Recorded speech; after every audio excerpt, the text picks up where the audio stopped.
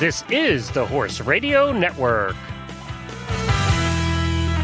This is episode 62 of Horsemanship Radio, brought to you by Index Fund Advisors, IFA.com.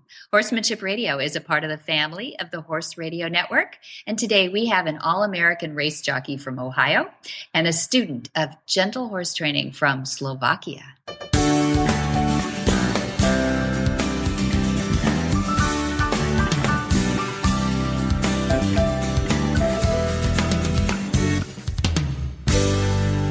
This is Debbie Laux, and you're listening to the Horsemanship Radio. Thanks for joining us. Horsemanship Radio airs on the 1st and the 15th of the month, and I have my producer, Jen, with me today. Hi, Jen. Hello, Debbie. How are you? I'm doing great. I'm very excited about the show coming up today because I think it speaks to the what comes around goes around.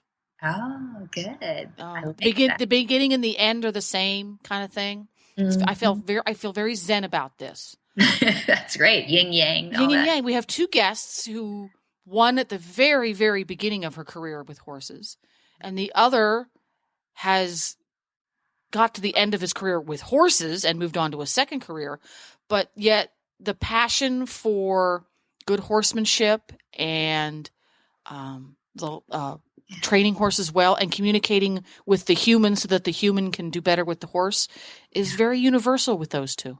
It really is, Jen. You're absolutely right. I mean, I've known Larry LaGue since he was 15 years old, and I was just a few years younger than him.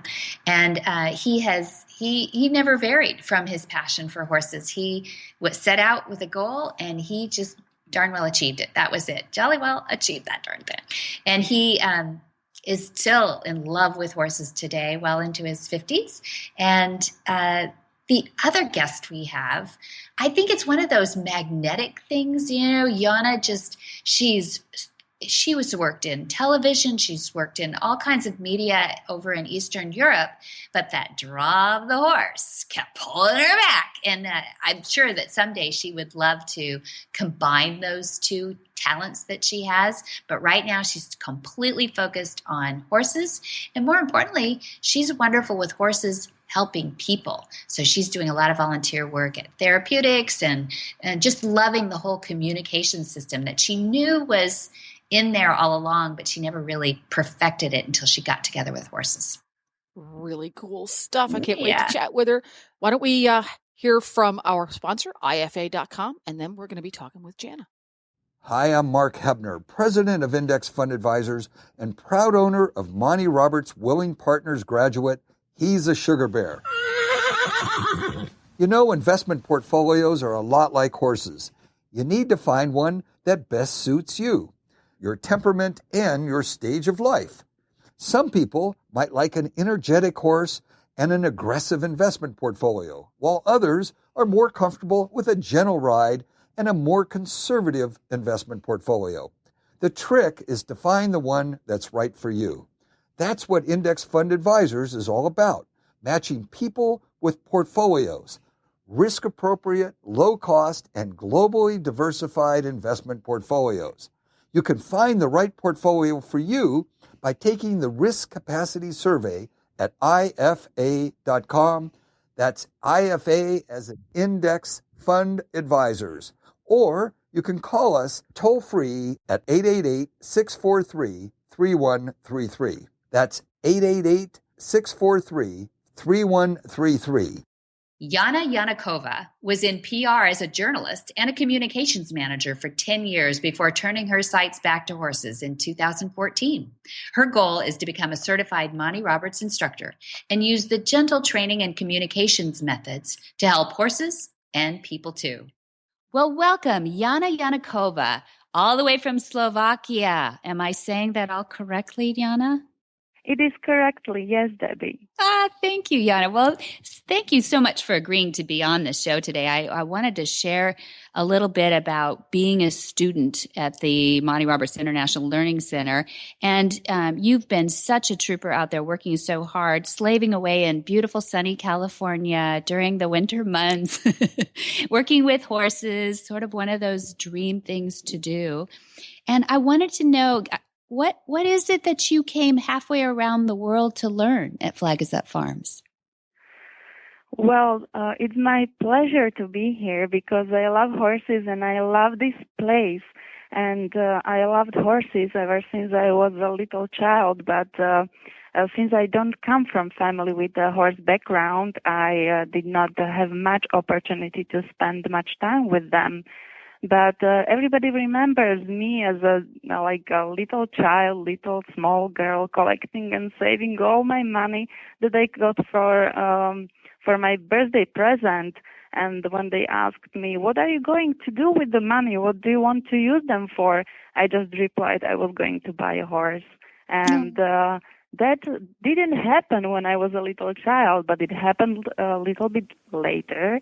Because I believe that for everything in life, time has to come. So maybe that was also the time in my life when I met my horse, and I just wanted to learn more and more. And then I came across to Monty's gentle concept, which was very, very interesting for me. And that's why I came here a few times just to learn, because it's just a great experience to be here. Oh, that's great. So how far did you get with horses once you finally got your horse? Were you in competition or what? Actually, I was not. I was it was my hobby because I was working as a journalist in Slovakia. So the horses were mostly my hobby throughout my life. But I worked with few horses after the time, and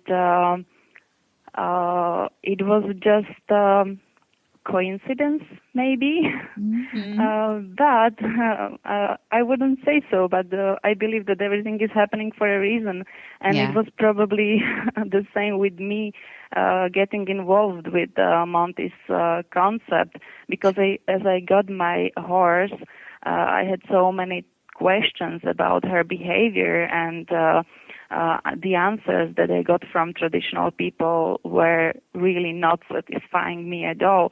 So I wanted to learn more, and that moment actually came when I had an accident, because I fell from a young horse that I was starting, and I got my spine broken.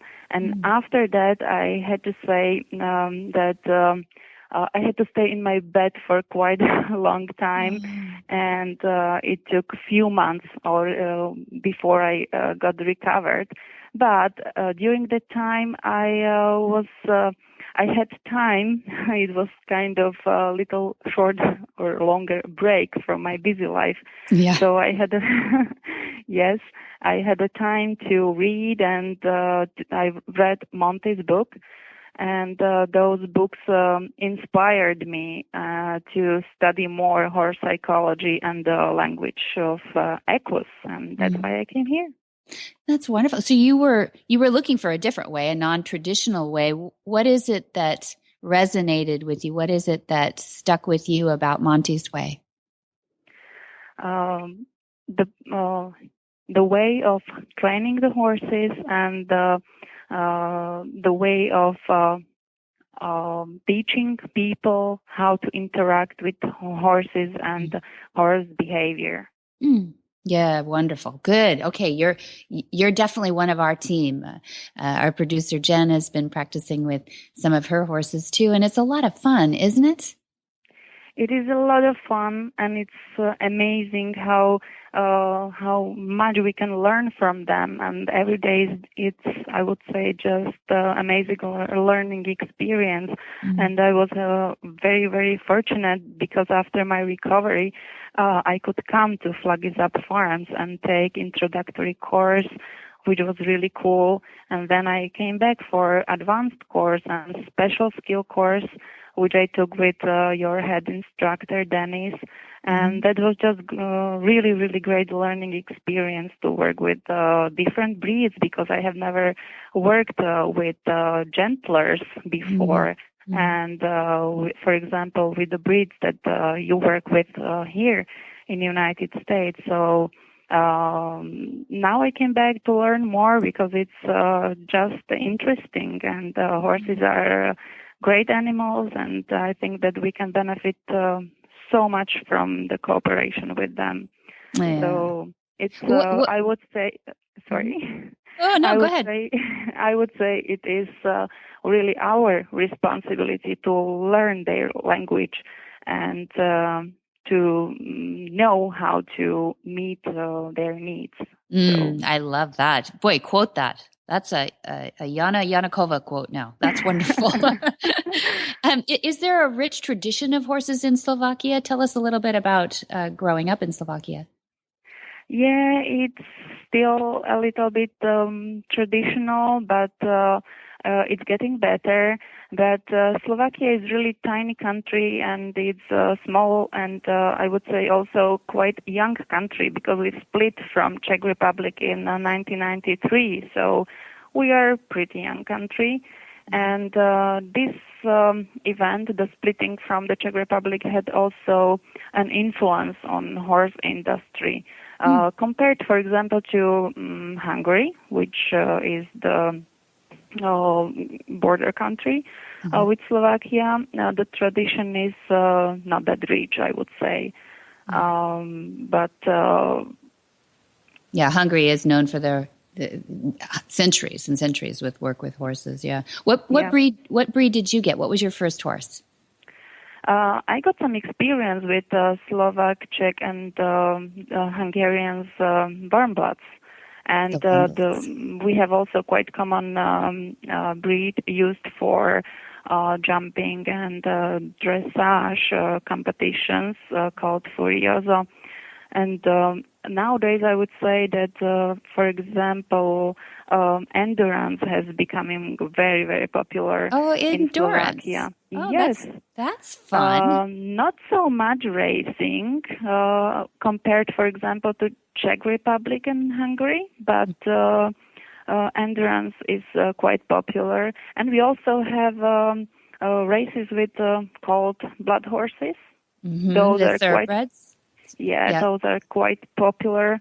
But mostly nowadays I would say jumping and endurance.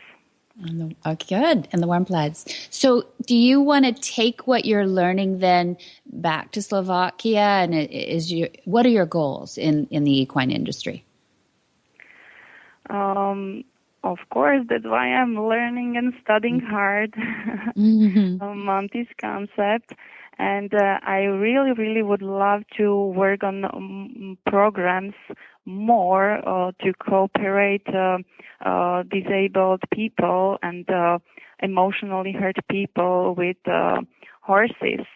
I worked on some programs for disabled children back home. And I also have studied psychology. So one of my goal is to bring Monty's concept to my country, but at the same time work and help with emotionally hurt people, PTSD people. And that's why I came here at this time, because I was very, very interested in your veteran programs, which is amazing program. That's right. You were able to be there for our Horses in Healing that recently happened. How did that affect you? It was just overwhelming experience, and I think you are doing a great job here. Oh, that's nice. I think the horses are doing the work. They are doing amazing job. I think that from this experience we can benefit so much. And the communication and cooperation with horses through join-up experience is just fabulous.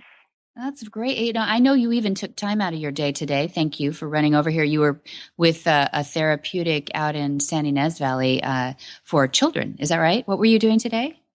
Yes, it's right. And they also provide the courses for mentally handicapped and physically handicapped children, and those programs are very peaceful and calmful for hurt people, and they can just touch the horse, brush the horse, or some of them can even ride a horse, and it's really cool. Fantastic. That's fantastic. So what do you think, if you had to sum it up with your experience being a student there so far, what's the most important thing that you think you've learned since you came to Flag Us Up? I mean, every day is a really, really cool experience, and I'm learning a lot. I spent some time all around the farm, and I was able to see the courses, to help with the courses, and also I think that every day I learn something different from your horses at the farm, and the most important thing that they taught me, I think, was that I realized for the first time in my life when I came here how little is little and how little can be too much. Oh, that's good. I like that, because you've been working with some of the Mustangs and exactly, and that was for the first time in my life working with Mustangs, and they are just amazing creatures. And with all of the help with the instructors, it was a really, really cool experience. Yeah, but you've also worked, I saw you working a little bit with Monty out with the thoroughbred that came in that wouldn't go through the starting gate. And yes, we helped. We did work with him as well, and every day it was it was getting better. So it's really, really cool to see how their behavior is changing throughout the Monty's concept and throughout working with them in line with his training method. Yeah, good. What an experience. How fun. Well, I hope we get some more of your colleagues and your countrymen over here from Slovakia to take more back. But we're so glad that you're paving the way all the way back to Eastern Europe with gentler concepts and those concepts of trust. Yes, exactly. And thank you very much for showing me different, maybe different layer of world or different doors opening for me through Monty's concept, because it is still really very valuable. Well, experience. thank you. Thank you for sharing that today, Jana, and thank you for being with us on Horsemanship Radio. My pleasure.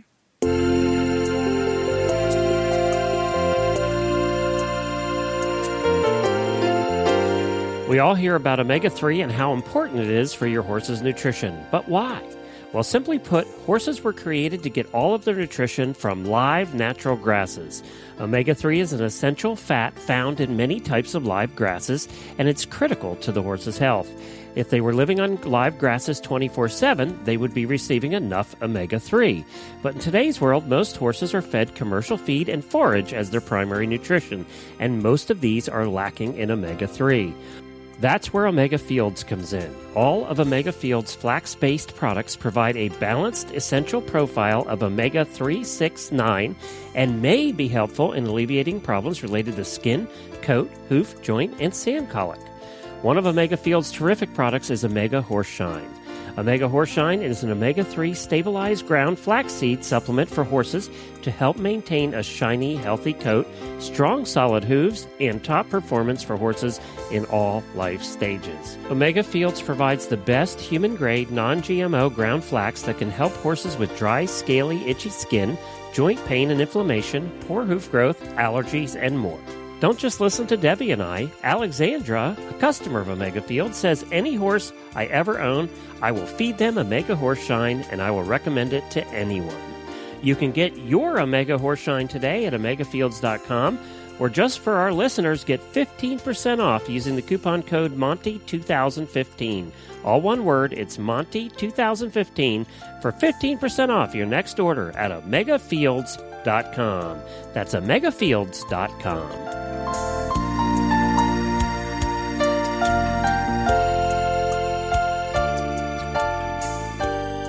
Larry LaGue came to Flag Us Up Farms in Sylvan, California in 1967 at the ripe old age of 15 to study under Monty Roberts. His goal was to become a race jockey, and he was determined.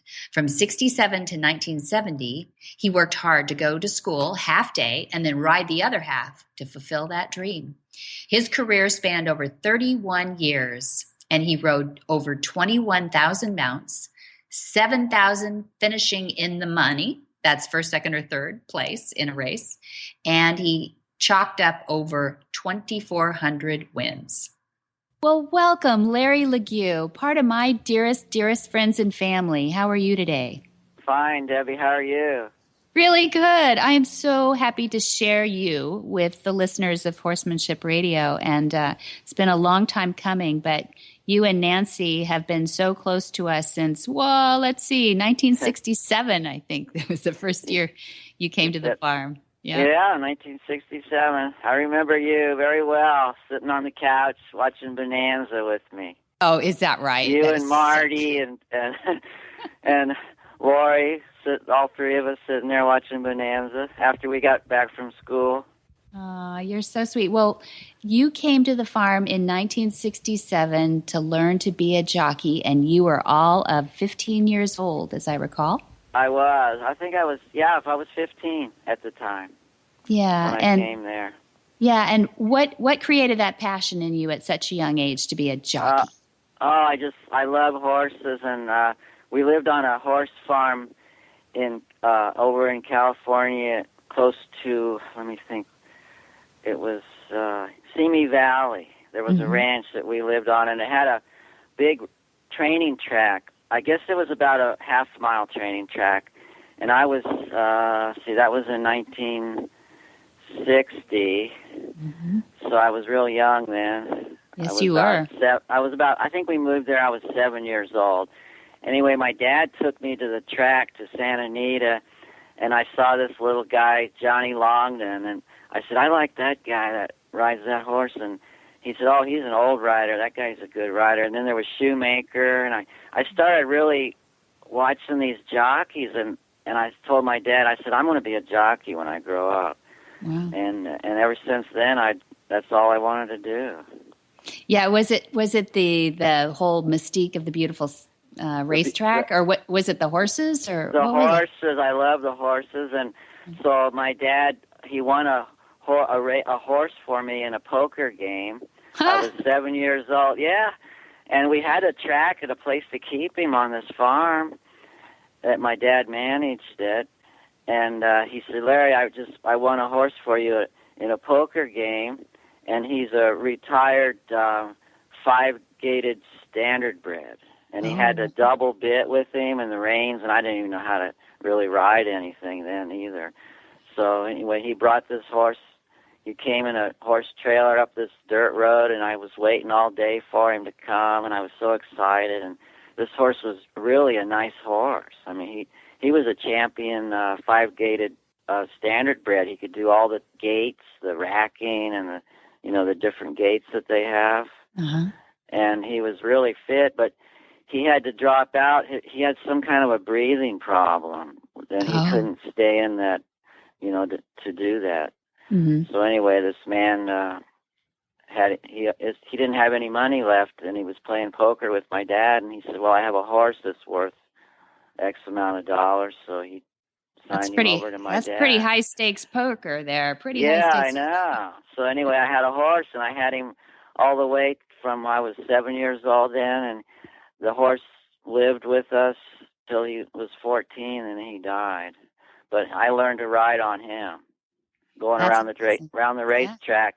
And I remember one time I was there was a sheep herder that came in to keep his sheep there and on the center field of the track, and he was letting them graze there on the infield. And so I was sitting on the outside rail on the horse, out the outside rail, just standing there, and I tied the reins around the saddle horn. I had this little tiny saddle like a pony would be for a saddle, only it was on a big horse, 16 hands horse. I had a pony saddle on him, and I tied the reins around, and I'm just standing there on him, sitting on him, watching these sheep go by, and something spooked him, and he took off running and jumping over sheep, and I couldn't stop him because I had the reins tied around the saddle horn. And I'm going on the outside rail running off. He's running off with me, and he goes underneath a low limb on a tree on the outside rail, and he hits this. I hit this tree, and it put a big old cut on my face. And the next day, I had to get my class pictures taken at school. No. I know, and I had a big old cut across my face. Oh, man.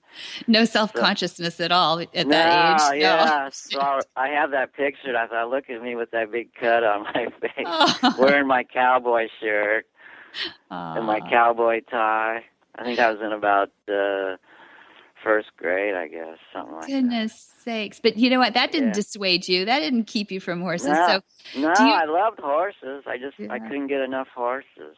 Yeah. I know. You were such a trooper to come too. When you first came, do you remember Al Seiler, a trainer? Yeah, Al Seiler. Oh, very well. And Dave McGregor. Dave McGregor, yeah. They were friends. They were both there together too, weren't they? They were trainers, and they came and some of your first teachers, along with Dad, with Monty. Dad and your mom and Y. Vaughn and Carl Gould. That's right. Right? Remember Carl? Yeah, that's right. I'd actually forgotten about Carl. I used to go horseback riding with them on the farm. Mm-hmm. Yeah. You know, one of the quotes that I read from you, Larry, now that we know what your long and storied career has become, which is just amazing, is that you always say, choose your role models carefully and get a good education. And I appreciate that about you. Right. It's not just, you didn't just follow your heart. You also followed a track of responsibility behind your career too, which is really great. And get some good role models and learn from them. Mm-hmm. And so tell me, I mean, once you graduated from high school, well, tell us a little bit about how did you get a professional education when you're a teenager, but also able to get, an education in horses and an education in school. A lot of people don't know how to pull that off. How'd you do it? Well, when I was working on the ranch, I got, what they call it, like a co-op thing. You get graded right. for working on the farm, like an agricultural grade, credits like for that. Credit, yeah. Mm-hmm. But I could only go. See, I worked in the farm from 6 a.m. and then till around 11:30, and then your mom would drive me or Yvonne would drive me to school, and then I'd just do half a day at school.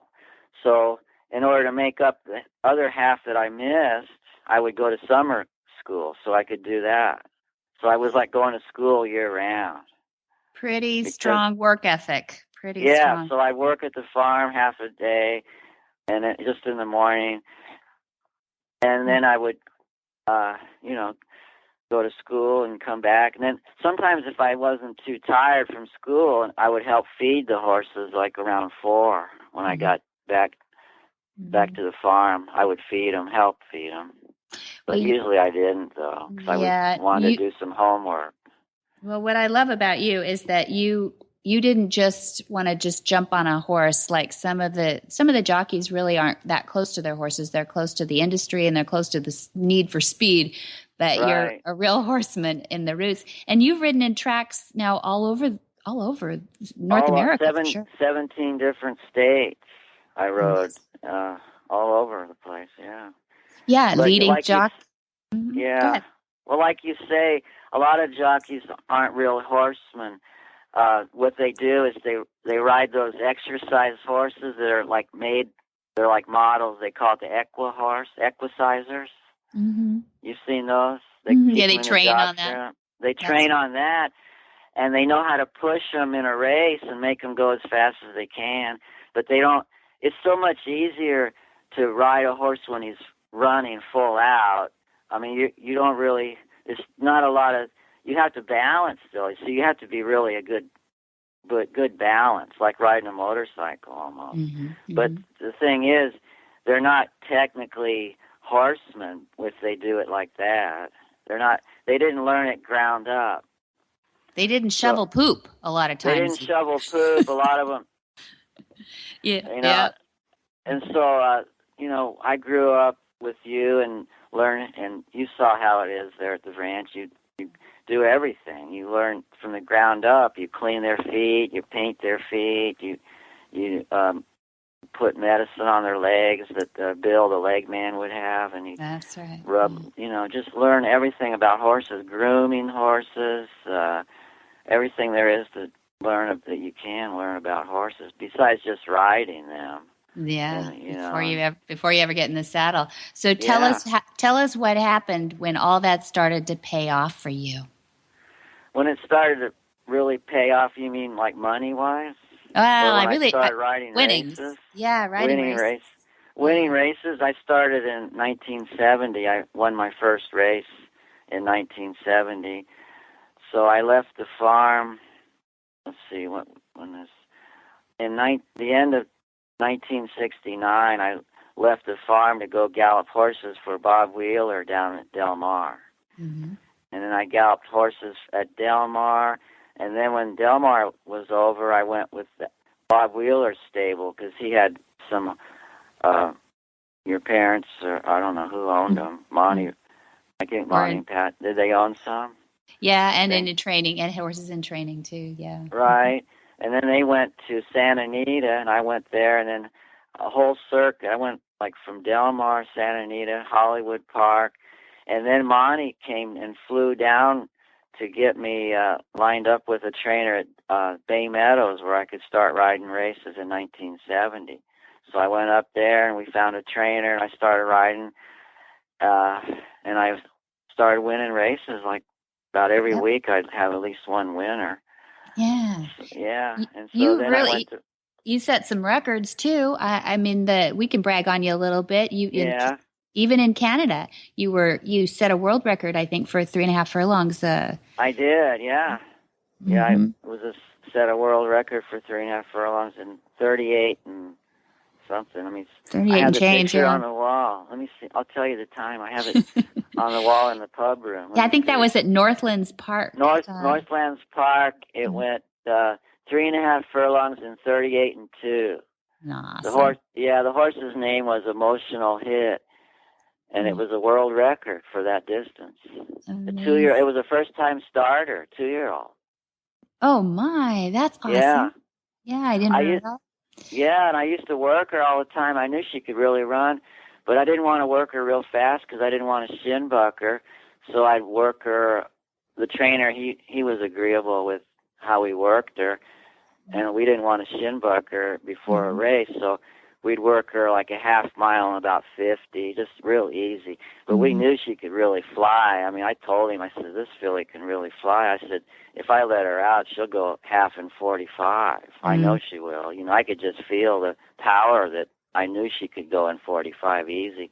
But we'd always work her in about half in 50, just to keep her shins from bucking out. Yeah. Make her sore. So we finally get to turn her loose in that race, and we just let her run, and she won easy. She proved it. She proved what you thought all along. She set a record. She set a record. And you've been, I think you've won some records as the winningest jockey at Pomona and tell us about some of those. Oh, well, in Phoenix, Arizona, I was leading rider in the Midwest out there in 1978, and I got my trophy at Caesar's Palace the same year that Steve Cawthon got his trophy. Well, he was riding in England, and Johnny Longden accepted his trophy, and they gave me the Frank Sinatra suite there. Oh, and all my California friends showed up, and I called up Johnny Longden. He was staying in some regular-sized hotel room there in Caesar's Palace, and I called him up, and I said, hey, why don't you come up and see this room, and we'll drink some champagne. And he came up, and a bunch of trainers I knew in Northern California came up to see that room, and we were all just hanging around there talking and joking. It was fun. Yeah, that is fun. It was a Frank Sinatra suite. It had a grand piano in it. Oh, a white nice. Grand piano. Oh, I hope you didn't drink enough champagne to start playing the piano. No. Yeah, we were trying to play it, but it didn't sound too good. Not as good as Frank. Yeah. No. I read some stats that before you retired, you won something like 21,000, or you were on 21,000 mounts. I guess that was it. I rode 21,000 mounts and I won 2,400 of them, and 7,000 of them were first, second, and third. Wow, that's amazing, Larry. Yeah, and I retired here at Turfway Park. That's right. Yeah. I had Yeah, my and 2,400th win, yeah. What age did you retire? 49. That's amazing, because a lot of Yeah. jocks, man, they, you get, if you do well, you can retire at 35 or 40 and it's, keep your body together. But you must have been in such great shape all the way to age 49. Oh, I was. I still am in really You good shape. still are in good shape. Yeah, I know. You are. Yeah, I am. And we'll see a lot of jockeys, they probably could retire, but it is hard to stop doing it because you love it so much. That's right. And it's just hard to say, well, I don't know. But, I mean, you feel like you can keep doing it forever, but reality, you can't, because the injuries don't heal as fast when you, and you're going to have a fall or a spill. Something's going to happen. Yeah. It just happens. I mean, I figured it out after all my career. At the time I rode, I would probably have some kind of injury about every 5 years. That's how it averaged out. And I'd be off like 6 or 7 weeks with a broken bone of some sort. But nothing real serious, but just enough to keep you from riding for about 6 to 8 weeks till it could heal, like a broken rib or a broken foot or broken collarbone.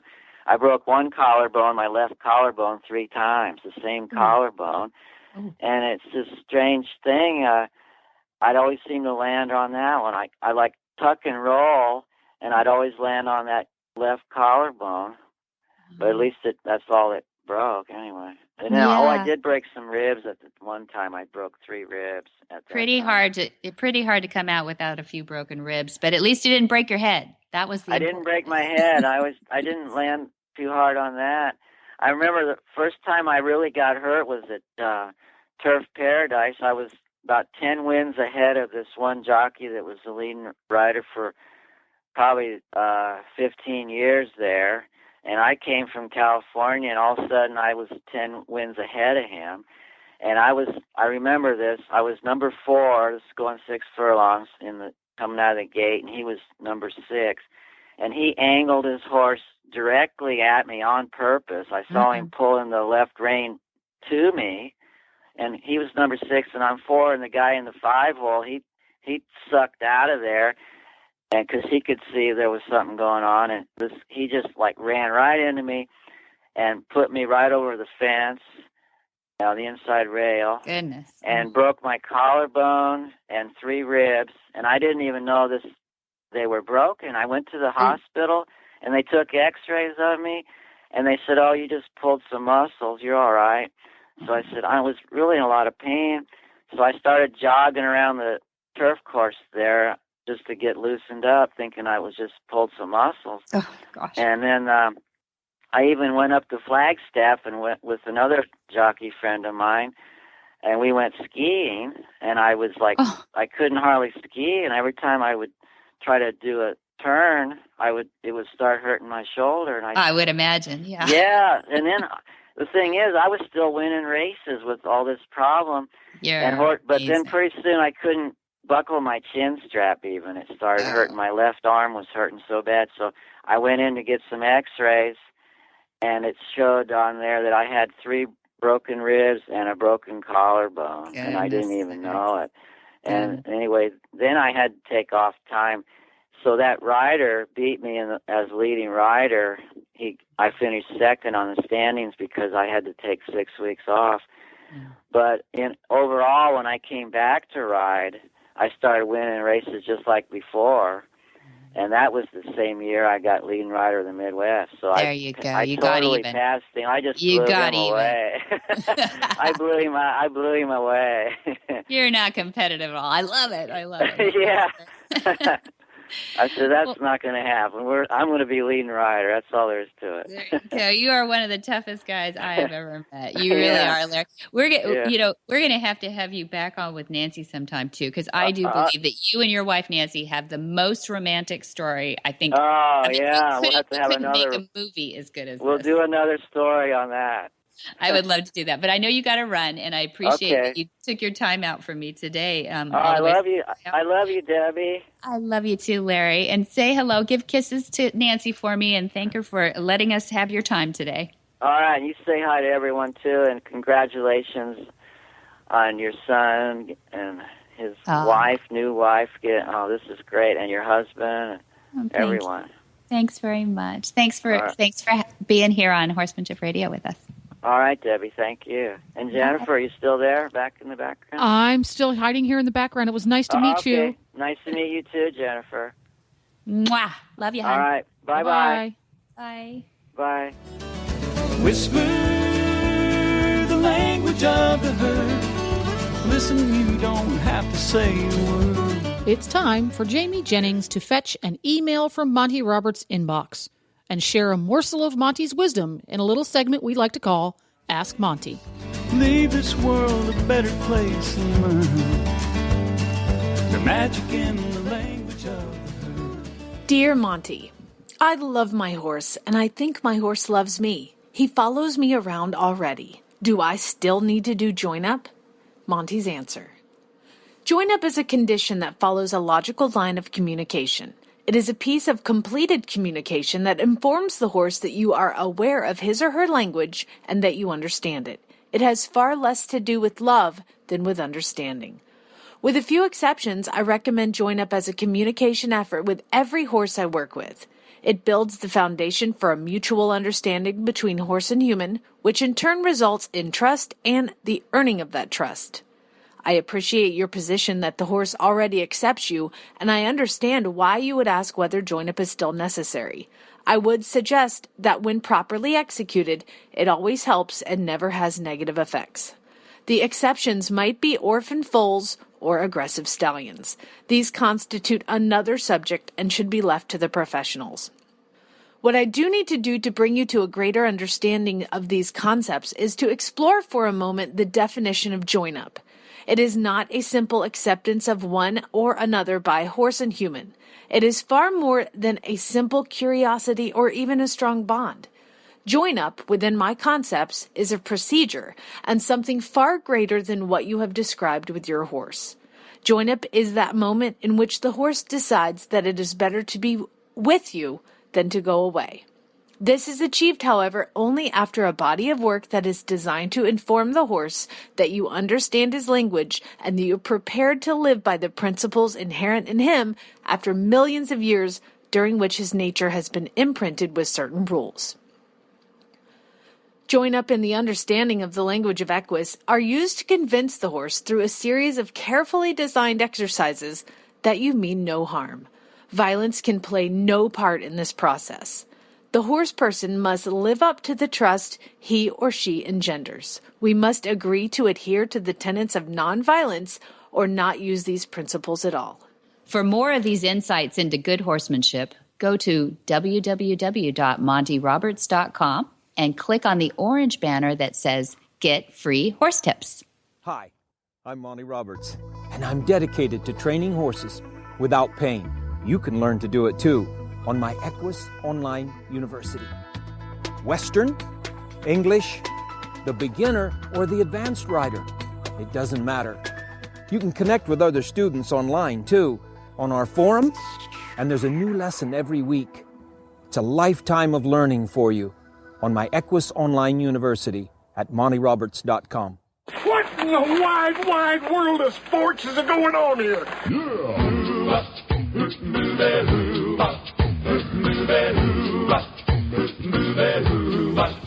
Where in the world is Monty Roberts? Monty is looking forward to meeting some new friends, two-legged and four-legged, in Germany, April 24th, 23rd, and 30th. He will be in Germany. Then he'll pop over to Austria, where he has demonstration events on May 5th and May 7th. Then he goes to South Africa. On May 28th and 29th, he'll be in Johannesburg. And then he'll go to Cape Town for June 4th and 5th. Then he goes back to California July 17 through 21 for his Monty special training with translation in Portuguese for our Brazilian and Portuguese friends. And then August 1st through 5th, That'll be Monty's special training at Flag Gazette Farms in California. And then that's polished off by the summer of 2016, Gentling Wild Horses from August 22 through September 2 at Flag Gazette Farms in California. And that's all on Monty Roberts' website. You can go to montyroberts.com because you couldn't possibly memorize all that. I think not. And if you want to speak with a helpful and pleasant human being, you can call Flag Is Up Farm, 805-688-6288. And for details about today's show, go to horsemanshipradio.com where you will find links and pictures and more information about our guests. And we love your feedback, so hop on over to Monty Roberts' Facebook page. That's facebook.com/Monty Roberts. Or you can tweet Monty. Go to Twitter, and it's Monty_Roberts. And to get the app, go to the Horse Radio Network on iTunes and Androids. And many thanks to our sponsors. That's IFA.com, Omega Fields, and Monty Roberts University. Be sure to visit all our other great shows, too, on the Horse Radio Network at www.horseradionetwork.com. Until next time, have many happy horse hours.